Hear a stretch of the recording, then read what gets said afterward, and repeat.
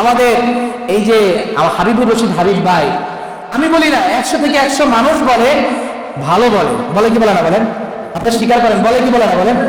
তাহলে যারা ভালো কাজ করবে আল্লাহ এটার প্রতিদান হাজারো বাবাকে উপেক্ষা করে হলো দিতে পারেন কি পারেন না? আজকেও করা অনেকে ফোন দিয়ে 10-12 জন আমাদের মসজিদের কমিটি থেকে শুরু করে দোয়া চেয়েছেন যে হাবিব ভাইকে আল্লাহ তাআলা আমাদের প্রতিনিধি হিসাবে নমিনেশন পেয়ে গেছেন, ইনশাআল্লাহ বাকিরা যেন পরিপূর্ণভাবে আল্লাহ তাআলা দিয়ে আমাদের প্রতিনিধি বানায় দেন, বলেন আমিন। এরপর আরেকটা হচ্ছে আমাদের দেশ নেত্রী খালেদা জিয়া অসুস্থ, আমরা তার জন্য দোয়া করব। এই মহিলার ভাষা থেকে কখনো আমরা কুরুচিপূর্ণ ভাষা পাইনি। বিসমিল্লাহ, আল্লাহু আকবার।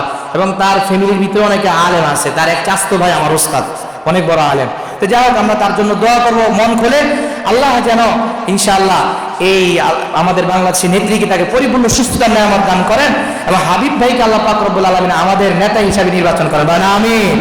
কারণ আমি যতটুকু দেখছি আলহামদুলিল্লাহ আলেমদের প্রতি কি শ্রদ্ধা আমি দেখেছি।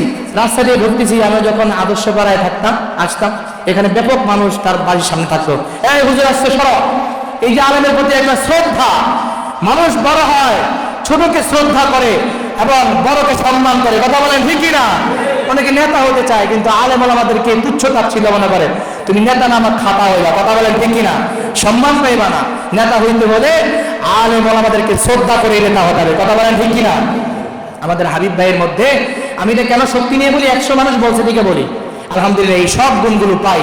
আল্লাহ তাআলা আমাদের জন্য তাকে কবুল করেন, বলেন আমিন।